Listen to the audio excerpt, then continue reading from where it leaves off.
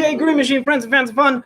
I'm going to be taking my mask off so that the deaf community can read my lips because I can't sign fast enough. Sorry.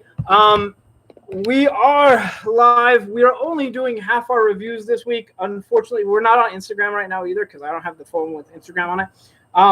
But we're only doing half our reviews this week because we only got our DC titles. We did not get any of our Marvel titles yet. That is a day late. Where are the DC books? Oh, okay, there. I was about to say it. Yeah, I was like, what? Hi, sorry. So I have the DC books, so at least we got those to do, but everything else. Cam, can I move your glasses? Yeah. You go, man. Those are terribly nice glasses. Cam got the Tony Stark frames. You put them on? Oh, I was like, okay. So it has been, oh God, it's been the weirdest of weeks for us, and I've been managing a lot. Yogi's managing a lot behind the scenes right now, prepping for our event for Free Comic Book Day. There's a lot going on, and I think we're all kind of overwhelmed right now. Nonetheless, I have a lot of comic reviews for you guys this week, at least from the DC front. We will do Marvel again tomorrow. I'm sorry we don't have that for you today. Pop culture news, though, real quick. We saw that Jaime Reyes, which is Blue Beetle, has been casted, and it's the lead role for Cobra Kai. The guy who played Miguel, I can't remember his real name. You don't remember his real name either? He's a perfect casting for Jaime Reyes. I can't friggin' wait to see that happen. Who else? What else is happening? What if starts next week? What if starts next week, and we do know that that's all of the. It's essentially the multiverse that was birthed through the events of Loki, which that should be amazing to see. Anything else? Namor's cousin is coming to Black Panther 2. Oh, that's right. So Namora is supposed to be in Black Panther 2, which we've been seeing hints, not even hints, dude. They're like explosive references to the Agents of Atlas. We saw the dragon in the Shang-Chi trailer, which is the Agents of Atlas dragon. Namora, which would be Agents of Atlas. We're theorizing that we're going to see Amadeus Cho and She-Hulk. Yes. I mean, I hope so. Hulkling, yeah. I can't wait. So, okay. So, all of that is going on. Any other pop culture news? Carnage. The trailer dropped. The Venom trailer. If you haven't seen that Carnage trailer, I mean, watch our video first and please click like and subscribe. But after that, definitely go see the new Venom trailer because Woody Harrelson nailed Carnage. And they hit the ball out of the park with this. Oh yeah, it looks so good. They changed part of his origin, but I'm okay with what they changed. Yeah. Like you pretty much get his origin from the trailer. I'm fine with that. Because the original origin was I didn't care one way or another. You know what I mean? Yeah. So can't wait for that. Any other pop culture news? Mask mandate went into effect today. The mask mandate. So yes, you need to be wearing a mask indoors if you're not doing a live stream and letting people read your lips. Please wear a mask. Especially for me. If you saw a couple weeks ago, somebody came in here and just flat out refused to wear a mask while I was live streaming, and I was horrified. So if you come visit us, please wear a mask. I'm not wearing it so that the deaf community can read my lips, but otherwise, I would like you to wear a mask, please. Next is James Tinian IV, Alvaro Martinez Bueno, and Jordi Belair. We're talking about Nice House on the Lake. This is a horror story that centers around, a bunch of people who excel at their talents were invited to stay at a house on the lake, and then they get there and they find out that there's an apocalypse brewing, and they are the last survivors of mankind being held against their will by an alien that they all kind of knew growing up. So that's a weird story, but it works. It works. And there's a genuine mystery around the house. They're kind of discovering there's some stuff to unlock and what it might entail and whether or not it's real or the alien's just giving them busy work type stuff. But it's fun. The art is just absurdly cool. I didn't know that Jordi Belair was a part of that. Yeah. She does Wonder Girl. Oh, is she? She does Yara, yeah. Oh. I was shocked. I didn't even know. Yeah, I didn't know that either. The art is outstanding. The story is outstanding. I mean, this is an amazing book all around. So if you're not reading Nice House on the Lake, you're really missing out. You should add that to your pull list for sure. Next is Thompson, Soy, Pensica, Ferreira, and Sinclair. This is Suicide Squad, issue number 6. This has been the wildest of runs, which has culminated in them winding up on Earth 3. And they're on Earth 3 specifically to abduct other metahumans and add them to the Suicide Squad so that Amanda Waller gets a much more powerful team. But she's already got a Connor Kent. Right. Like, where do you go after Connor Kent? Like you're pretty much top tier at that point. But Amanda Waller's there. There's a mystery surrounding Connor. Like, Connor has some issues with his memory and wants to get to the bottom of that. Meanwhile, there might be more to this. We might be finding out that there's a specific reason Amanda Waller chose Earth 3. And Lord, is it messed up. Like, this is going to change the face of everything. So as somebody who is not the biggest Suicide Squad fan, and I'm very critical of these books at times, am having an amazing time with this, and I think you will too. The art is outstanding. They've put some of the best artists in DC on this book. The storyline is outstanding too. I'm loving every second of it. And yeah. The only reason I like Suicide Squad generally is Amanda Waller. Right. That's it. Like, if Amanda Waller quit Suicide Squad and went on to a new team, I'd follow that too. Anyways, next is a book that is very strange by Black Caravan and Scout Comics. This is Joseph Schmalke, DC Hopkins. His name is DC Hopkins and Sean French. This is We Don't Kill Spiders. I'm going to tell you this is the strangest book I've read of the week. Now hear me out before you write it off. This is a book that centers around a group of Vikings, a clan of Vikings that are trying to track down a serial killer of sorts. Meanwhile, the main Jarl, the main Viking, taps a witch that is a necromancer.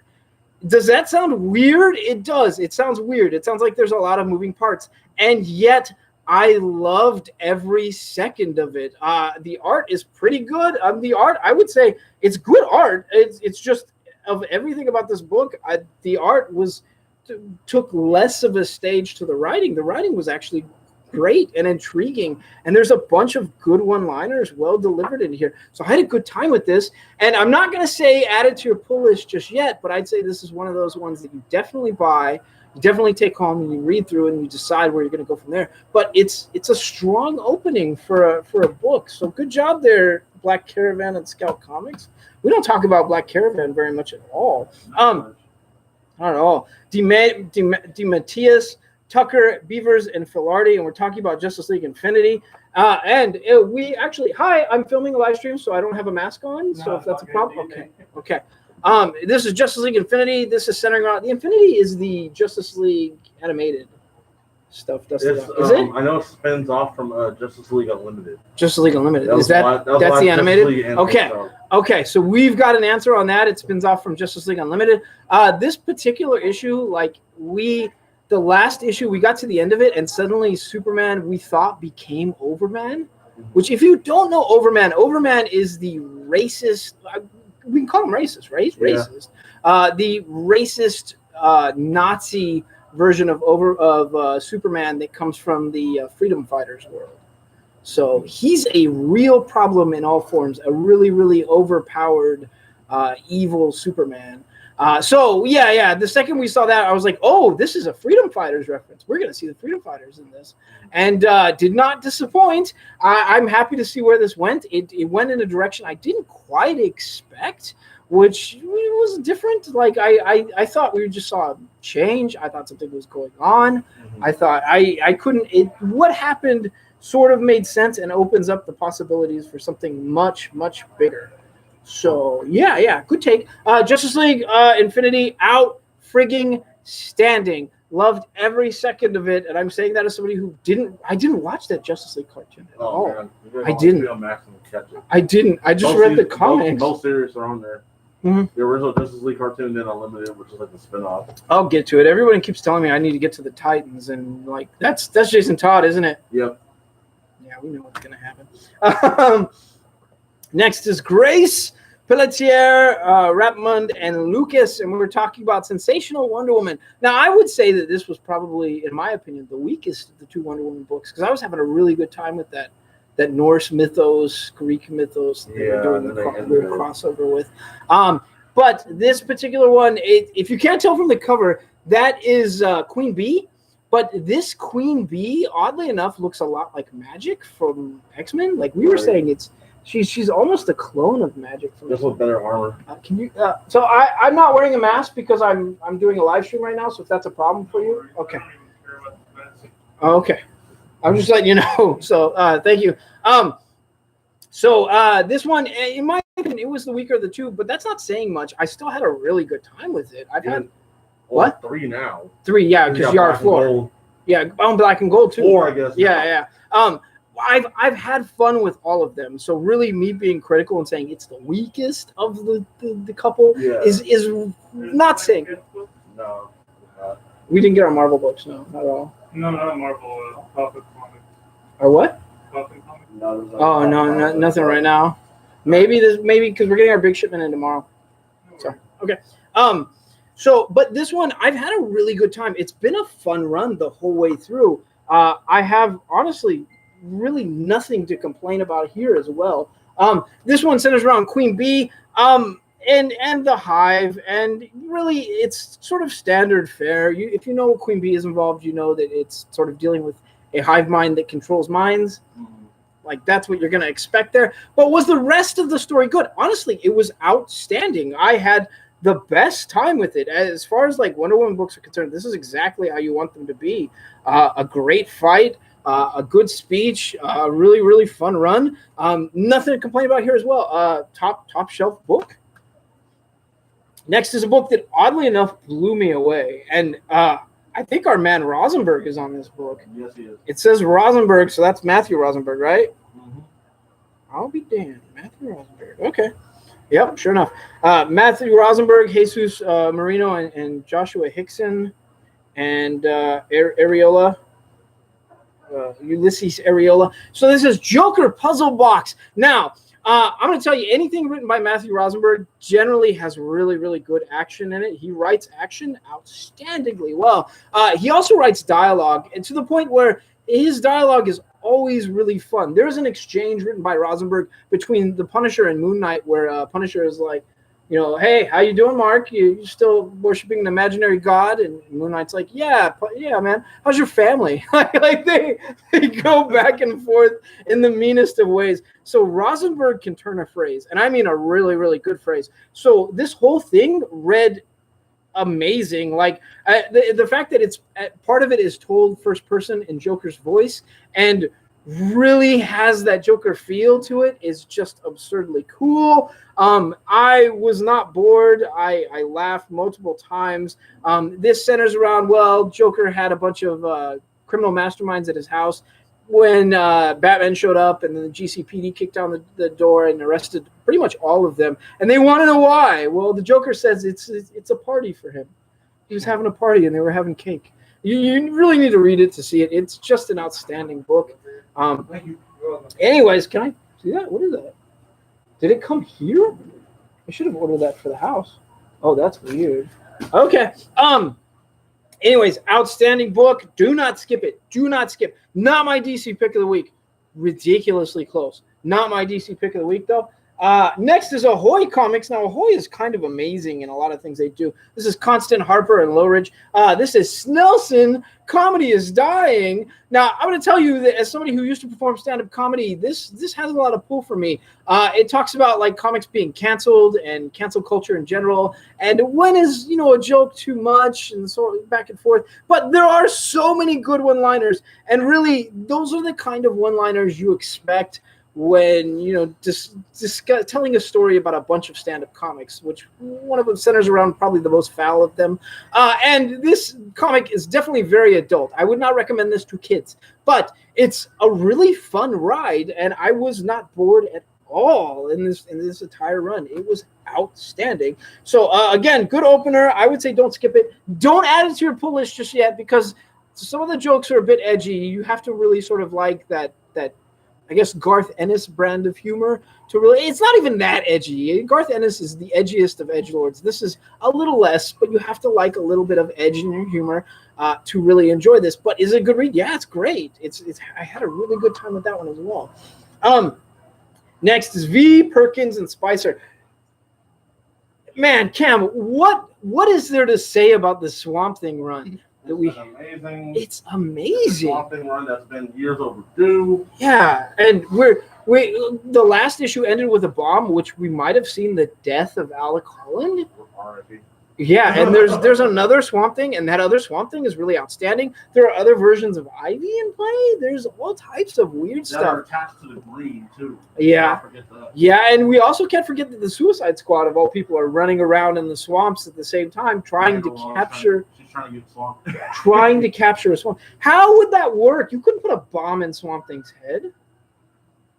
You couldn't. Threaten to burn the green. You could kill Swamp Thing and he'd just regrow somewhere else. That doesn't. She probably threatened to burn the green. She probably threatened to burn the Parliament of Trees. That's probably, yeah, that's a good point. Well, at any rate, so she's trying to capture a Swamp Thing. I don't think it's going to work out for Amanda Waller as conniving as she is, but we'll have to wait and see. Is this great? Yeah, it's outstanding. And anytime you see the Suicide Squad fumbling through stuff near the Parliament of Green, Parliament of Trees, that's not the best idea. You don't go messing around in those woods.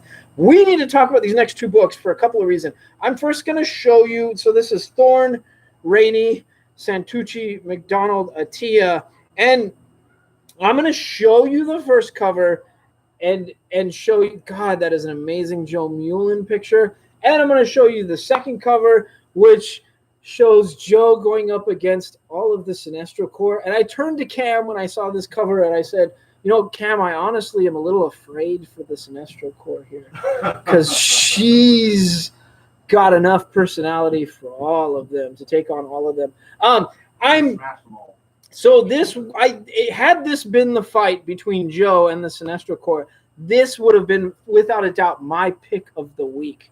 For sure. Now, it does center around a fight with the Sinestro Corps, but it involves, another smaller of the Lanterns that is a newer member that we saw sort of flip out and fly off last time. And we're going to see how that rolls out. I have a sneaky suspicion, obviously, from the cover that this is putting them on a collision course with Joe, and we're going to see how that works out. But I can't say that the action in this book was great. The story was great. I liked it quite a bit. It was honestly really touching because of what that particular Green Lantern does with one of her constructs, who is one of my favorite Green Lanterns as well. You'll have to wait and see. But it was a good read. Not my pick of the week, but close. Had it been Joe fighting all of them, I probably would have for sure been it. But I guess we got to slow burn that, right? We got to slow burn that. Next is Tamaki, Nahopan, and Bonvion. And we're talking about Crush and Lobo, or how Crush reconnects with Lobo on Father-Daughter Day. And, he's already tried to kill her. She mentions it multiple times. He's not been too forthcoming. He's tried to mind control her. Why would you go visit him in prison then? Try to find closure. Maybe. I would just sort of cut him free at that point. Be like, there's nothing here for me. But Crush is a better person than a lot of us in a lot of ways. And trying to figure out who her mother is. Yeah, and I've had a really, really fun time with this Crush and Lobo run.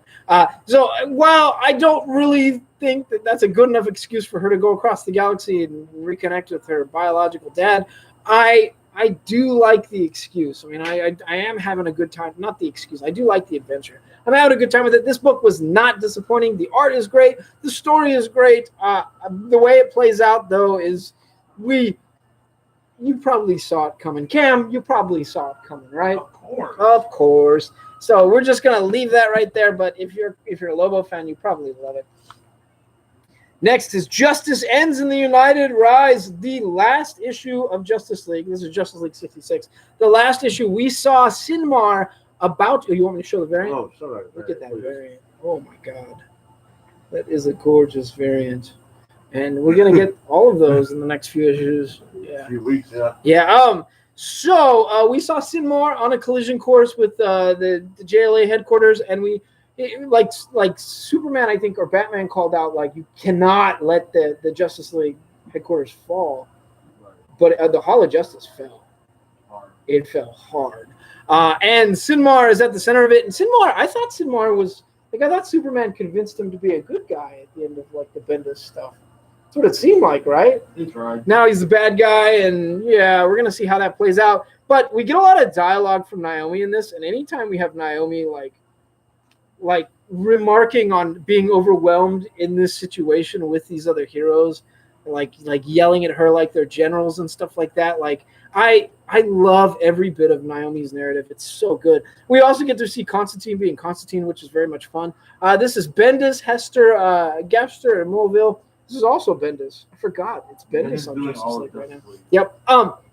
So I'm having a great time with it. You will too. If you're a Justice League fan, you will love it. If you're a Batman fan, you'll love it. If you're a Superman fan, you'll love it.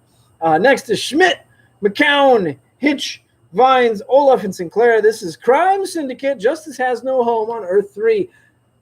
We need to talk about something in the media, which did not come to pass, thank God.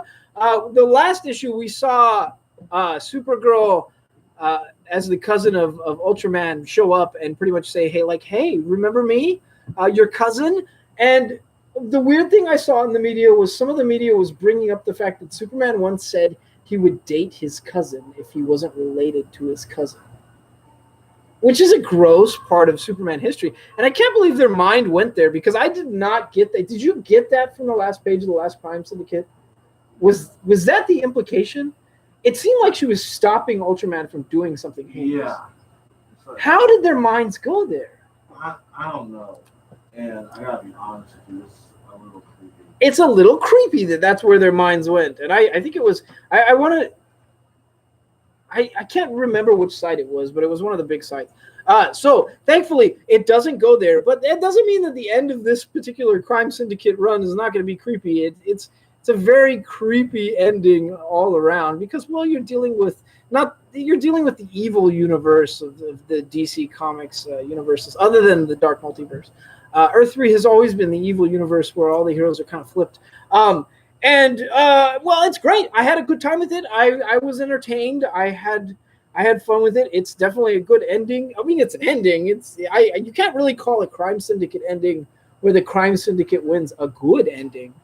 You can call it a quality ending, I guess. It's exactly what you'd expect from the Crime Syndicate, so we're going to leave it there. If you've been reading it, you're not bored, that's for sure. Next is Scott Snyder, Raphael Albuquerque with Dave McKay. I got to tell you guys, I did not read a lot of American Vampire up until this particular run. This is the last book for the current run, which ends in Las Vegas, in a battle between new vampire gods and old vampires and the original Primogen and all types of craziness. And the American Vampire who's been human like the whole time is finally back to being vampire. Mm-hmm. The end of this is outstanding. But go figure, it's Scott Snyder. I mean, Scott Snyder doesn't put his name on a bad book. It was outstanding, but it made a fan out of me, and I need to go back and reread all of the American Vampires. So that should tell you how amazing this ending is. I loved it. I loved every second of this run. And Scott Snyder, just inject your magic into my eyes next time and let me absorb it that way. That sounded weird. I'm sorry. I loved everything about this book. That's what I'm trying to say. You should definitely go out and buy it. You shouldn't start with this book, though. Go back a few issues. Don't start with the end of the series. Go back a couple issues. Is it a good ending? Yeah, absolutely. Definitely fulfilling. Next is a book I love so much. And I don't want to pick. I do want to pick it as my pick of the week, but I have another book that's really close to it. Purple one. Yeah, it's such a hard choice. I'm gonna pick this as my DC. Just for the fact of what happens in that other book, pick that other book. You think so? I think so. Okay, this is not my DC pick of the week, as Cam has called it. It's a close second. Tinian the Fourth, Jimenez and Mori. This is Batman, also featuring Ghostmaker. Now, I do not like. I can't say do not like. I did not like the Ghostmaker character. I felt like Tinian popped up with him. He said he was there all along, like he was one of Batman's oldest comrades. And I didn't know the character. I didn't much like his name. I liked his suit. I've fallen in love with that character. Like, that character is such a good – you can't even call him a sidekick. Like, he's a teammate to Batman, like a full blown, like not sidekick, but full blown like counter, I guess you could say. I love that character now. I'm fully invested. I didn't know that I liked Miracle Molly, and I like Miracle Molly, and that Ghostmaker's like a better version of Asbeth, wanting the mantle of Batman. there you go, better version of Asbeth. We also have the Syndicate. What's the Syndicate called? I can't remember. It's like all the homeless people.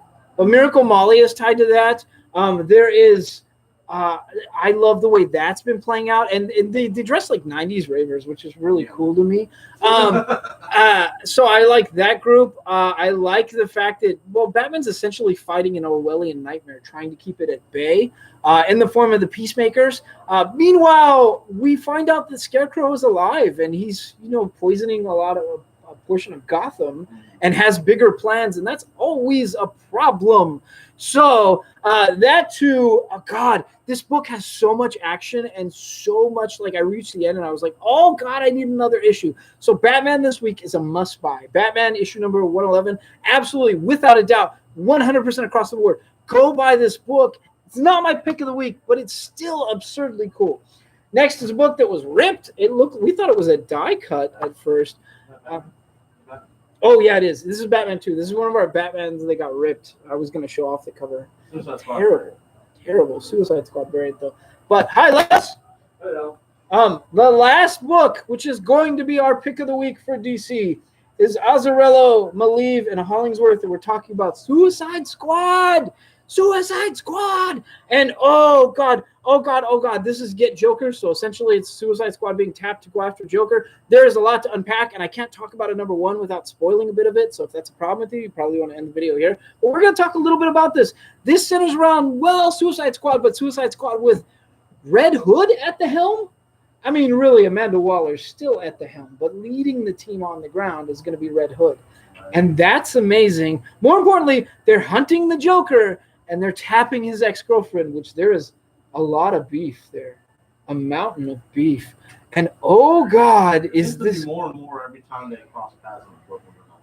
Oh my God. Yeah. So the art is great. The art is outstanding. I was really pleased with the art. I actually got to see Harley get into the head of Waller at one point, which was pretty trippy to see and messed up, but also awesome. And the story itself was God. It was so good. And there is a scene involving both Joker and Harley that plays out like poetry and punchlines. God, what a good statement. Poetry and punchlines. It's outstanding and really something you have to see to believe. So without a doubt, my DC pick of the week, maybe my full-blown pick of the week. I don't know yet. I don't have the Marvel books. Suicide Squad is out friggin' standing. So, yeah, definitely pick this up this week. And that's our DC show for this week. But tune in tomorrow for a Marvel show, because we will be going over the Marvel books when we get them. So we will do a second stream. And we love you guys. We'll see you tomorrow. Bye, Green Machine friends and fans of fun. And